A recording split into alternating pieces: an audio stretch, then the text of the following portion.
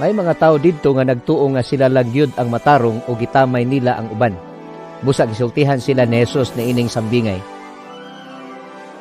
May duha ka tawo nga miadto sa templo aron sa pag-ampo. Ang usa, Pariseyo.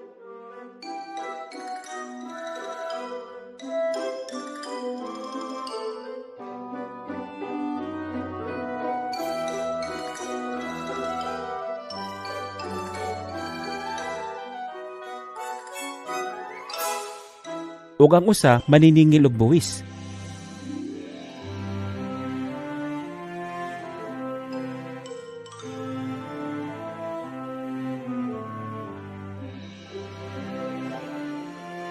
Mitindog ang Pariseyo og nag-ampo mahitungod sa iyang kaugalingon ug sama niini. Diyos ko, mapasalamaton ako kanimo nga dili ako sama sa uban nga mga tao, mga mangingilan, limbungan, babaero, ug dili usab ako sama ni anang maniningil og buwis. Kaduha ako magpuasa kada semana ug gihatag ko ang ikanapulo nga bahin sa tanan kong kinitaan. Ang maniningil og buwis nagtindog sa layo ug dili gani siya muhangad sa langit.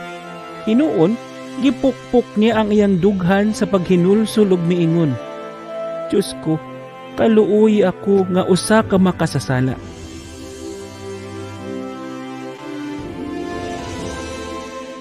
Sa pagkatinuod, kining tawhana ug dili ang Pariseyo ang mipauli nga gipakamatarong sa Dios. Kay si bisan kinsa nga magpataas sa iyang kaugalingon, ipaubos sa Dios.